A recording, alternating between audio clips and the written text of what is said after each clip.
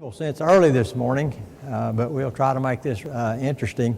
My name is David Douglas, and I'm a faculty member in the Sam M. Walton College of Business, Information Systems Department, Sam M. Walton College of Business at the University of Arkansas. Of course, Sam M. Walton was the founder of Walmart, so that's why the name is there. I wear a couple hats I want to talk about just briefly.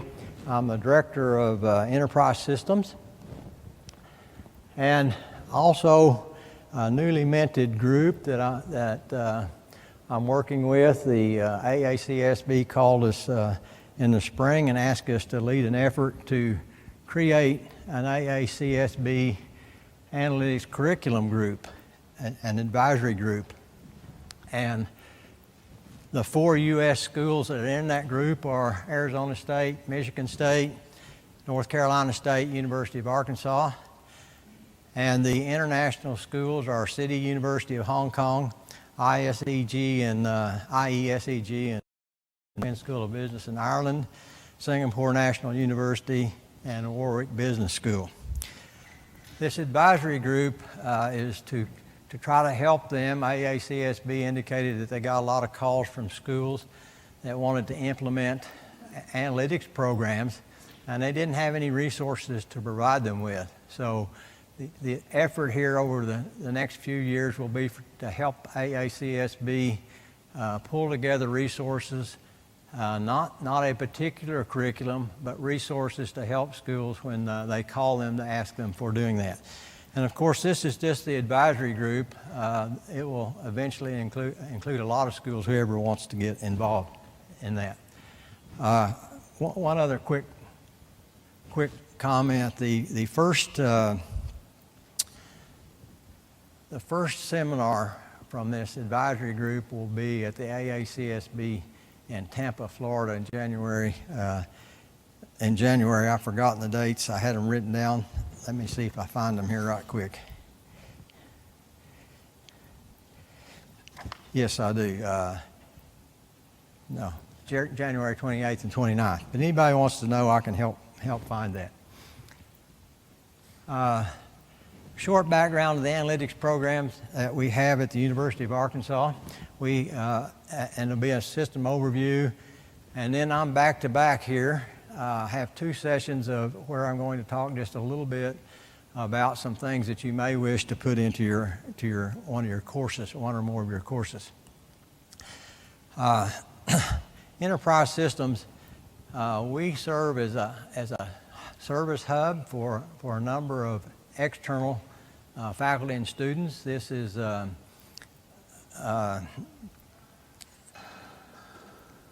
just a system of software and hardware that we allow academic use only for external faculty and students. And, whoops, wrong pointer. Starting on the left here, the Smurfs on the left indicate that these are external academic units that's somewhere out where using it. The ones on the right are our own internal people that are using it. In alphabetical order, they're IBM, Microsoft, SAP, and Teradata. If you look over on the right, we're allowed for external people to use all of those systems. I'll talk about the system in just a minute. Over on the right, you'll also see that SAS, we're a business partner with SAS, and we were the first school to get their in-memory visual analytics for academic use only. So we're very pleased to have them as a partner as well. At this point in time, we're not allowed to have other people use that particular system. If we look at the middle part, we have some infrastructure there. We have a Z10 that's targeted to be upgraded. We still teach a couple mainframe classes. Some people not sure why we do that, but it's pretty amazing. We'll get people recruiting coming from as far as San Francisco from Visa, other places to come in to recruit for students that have that background. But more likely what's going to happen is we have running Cognos and SPSS Modeler, the server versions on the Linux part of the Z10. And also some people use it just to teach DB2. Microsoft also have a rich environment there. If you're teaching a database class, we have data there. I'll talk about the data in a minute, and instructions on how to create cubes from that environment. We also have pre-built cubes. If you're a marketing professor and only want to go slice and dice the cubes, we can do that. We have that with both Sam's Club and Dillard's data. Now to the data itself. I want to talk about these, and I'll talk about them in order here. The Axiom data is demographics data. It's real data for the year 2013 in the U.S. It's 850 columns wide and 2.3 million rows deep. And we allow access to this data. We don't let you download it, but I'll talk about how you can do that in just a minute. But that's real data. Dillard's is an older data set, but it's relatively real. The scanned part of that data, the scan table, exceeds 120 million rows. And so it's also a rich data set. Hallex is a synthetically generated database. It's very rich for teaching database concepts because it has lots of tables and relationships, and it's a music-oriented venue. We have two sets of Sam's Club. We have an older Sam's Club, and then we have a newer Sam's Club that we haven't made available yet.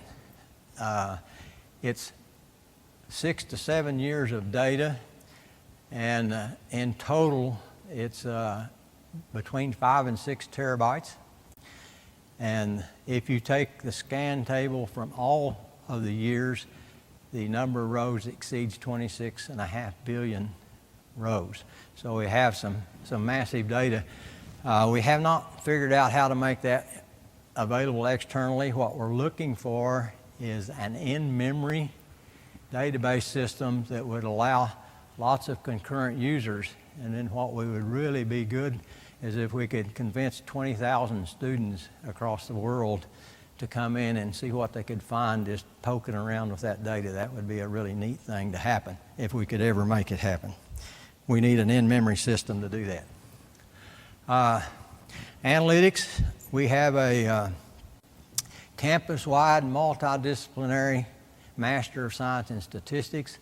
It has 6 tracks, including business analytics. In our own department, we have a master level 12-hour certificate program that can be offered either fully online or blended. Currently, we've heard people talk about resource restrictions like faculty, and also the fact that we need to generate money. This is one that generates money, and we are limited to how many sections we can offer for lack of faculty. A large part of the strength of this program has to do with the database statistics and data mining.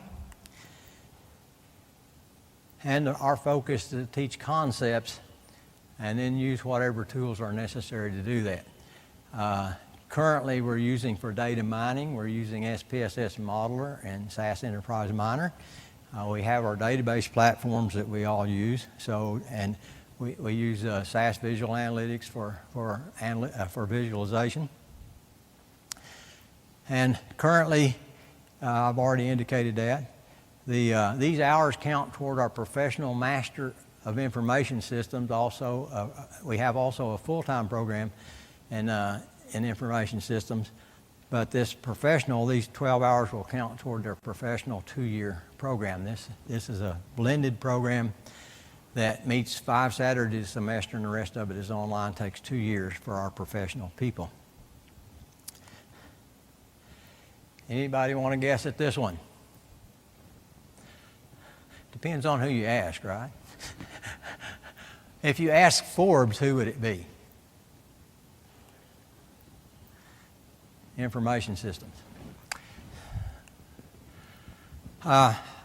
I got preempted a little bit, so I'm going to have to alter the slides that I use or pass through some of them because my first part was to do a classification model on Watson Analytics. And we had a little bit of an overview of predictive, but I'll hit the highlights that are different than what you had this morning. And just to kind of put things in perspective, I actually like to find definitions, and there are lots of them, but I like this definition that, I like this definition here from Berry and Lenoff, except I would add one little tweak to that definition is you're finding things that were not already known. So it's new material that you're finding, and it has to be meaningful, actionable rules that you find in the data for data mining. Okay. The other thing that's interesting is if you read a lot in data mining, there's a little bit of a difference in terminology between the people that started in the computer science and those that started in statistics of what they call things. So I'm going to quickly run through my definition of how I work at these. And again, this is based on Berry and Lenoff. And everything to me that has a target variable is predictive. That's not true of everybody's definition, but that's the one that I use. And estimation is one that has a interval level numeric target. And classification is all those predictive models that have a categorical target variable. And then clustering and association analysis, generally speaking, you can force some things here. Generally speaking, do not have a target variable, so they're not really necessarily predictive models. Now, the example classification I'm going to use uses the same concept as the little video you saw this morning, except the data is different. It's a telecom churn model, and this data is public data, so it can be found somewhere. Let me talk just a couple minutes. I'm going to have to talk faster. Couple minutes, and then I'll speed this up here. These are the input variables, predictor variables, and these are the target variables. The statisticians call these DVs and IVs, but data mining does it this way. I usually use this set of data because it comes with some problems with it. So part of what you do is you try to find the problems in the data. I will mention those as we go through, but I'll speed up a little bit here. You've seen this morning if you were in this morning's session. If you weren't, this is the interface, and all you have to do is come in and click on Predict, and it allows you to select a data set or find one, upload it or drop it here, or choose one that's in the list. And this, you can't see it here, but in a minute I'll do it differently. And then you can look at the variables and decide what the variables need to be. In this particular case, notice that churn was selected as a target variable over here, the label, and it's a target variable. This little drop down lets you pick what data type or measurement level it is, and then you can go through and look at all of these. And make this interactive. If you have a question, don't wait till we get all the way through and then we can't find the slide. Okay? Here the spiral comes up as was indicated before. In this case, it starts with the one variable model and tells it has an 85.8% strength, predictive strength. If you add to that another variable, day, minutes, then it comes out to be 87.7. So you can see that you're gaining a little bit by adding a particular variable. And these, the customer service and churn, the details are over here with the up and down slider that you can look at the data. And you click it here, you can get over to here. The one thing that these associations over here are very good for making sure that the students follow what's happening. For example, these four would indicate that charges are 100% correlated with minutes. In other words, that's a formula. So the student should go back and take that out before they run the model. And a couple other things about this data that if they don't find, then they're going to get junk. There's only 3 area codes for all states, so there's a big problem. And then of course the phone is categorical and there's too many, so you need to take out some variables to do that. So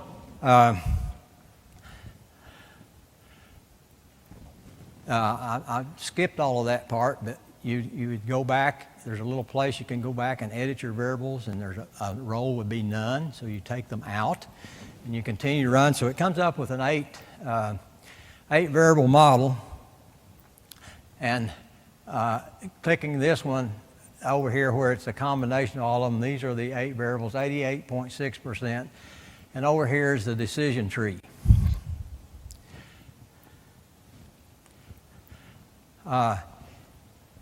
It allows you to pick which you want, the true or false. Churn was either true or false, the categories.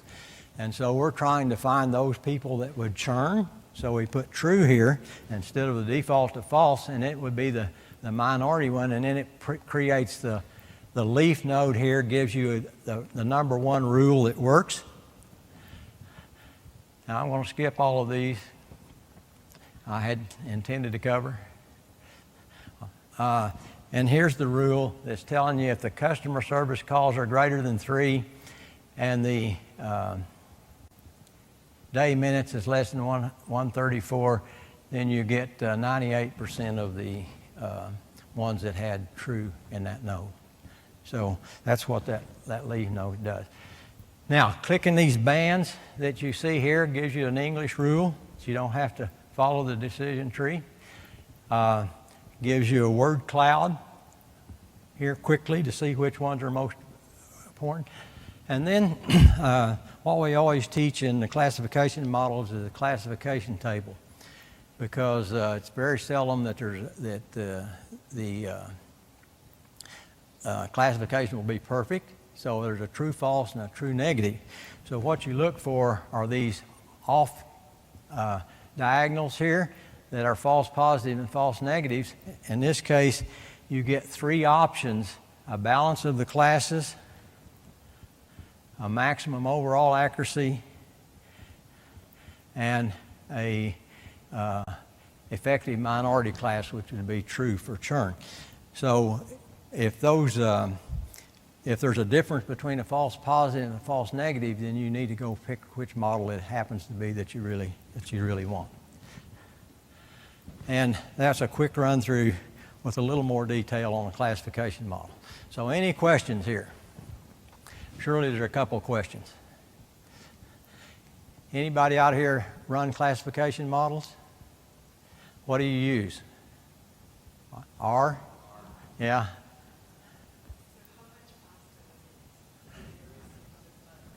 So how much?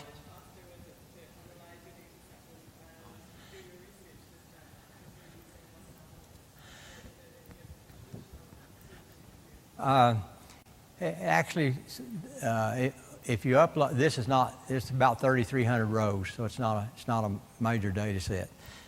We sometimes run models on millions of rows, but it runs about as quickly. It only takes a couple seconds to actually execute, to run. Yes.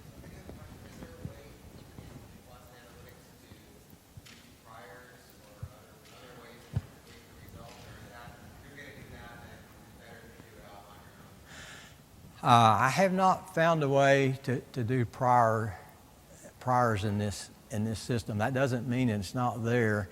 I have not found a way to do it, or it may be in the professional version. But in this version, I have not been able to find it.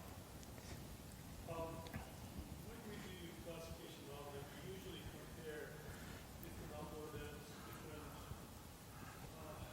parameters within the same algorithm to see which kind of fits, because in machine learning it's all trial and error, and a lot of heuristics kind of gets into it.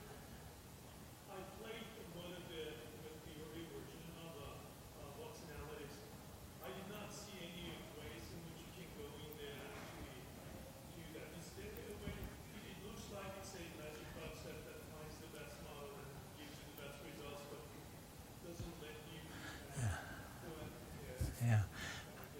I use an awfully lot of IBM SPSS Modeler and SAS Enterprise Miner, and they have R nodes, so if you have something, you can stick them in the node.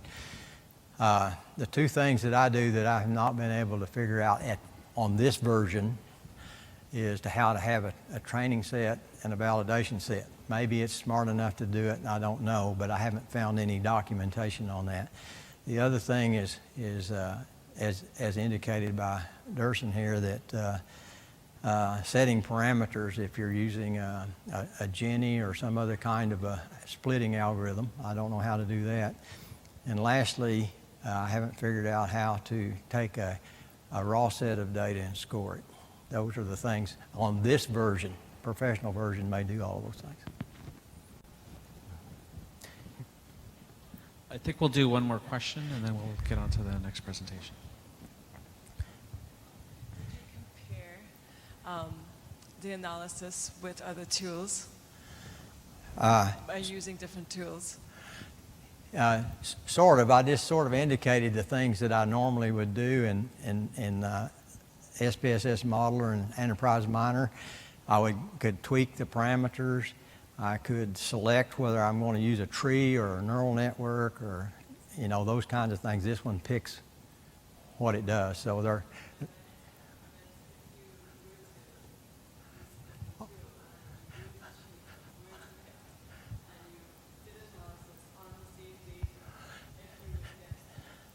I did not compare the exact answers, but the influencing variables are the same.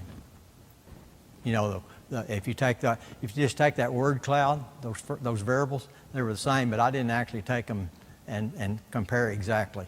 But mainly because I always have a training set and a validation set, so I would have to figure out how to do that. Okay?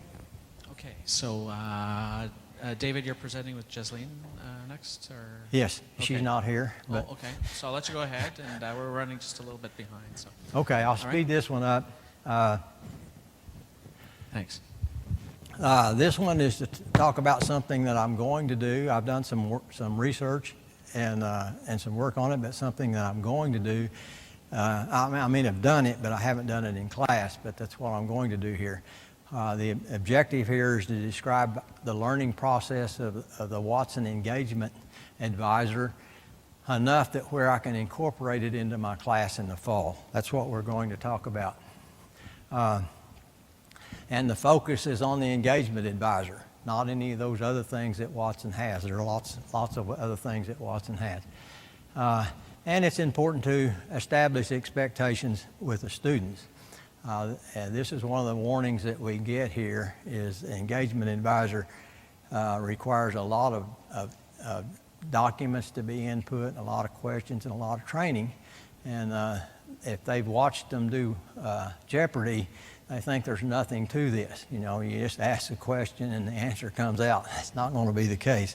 It takes a little bit of work here. Cognitive computing, I'm going to very quickly run through three definitions here. The simulation of the human thought process in a computerized model is one definition. Refers to the development of computer systems modeled after the human brain is another definition. And IBM's definition is that cognitive computing systems learn and interact naturally with people to extend what either humans or machine could do on their own, and they help human experts make better decisions by penetrating the complexity of big data. We heard the natural language processing discussion this morning, so I'm just going to very, very quickly skip those. But I did want to put a couple of examples why that's difficult to do.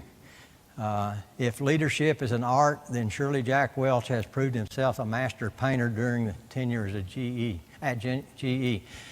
Easy for us to pick out that Jack Welch is not a painter, but it's not easy for the computer to pick that out.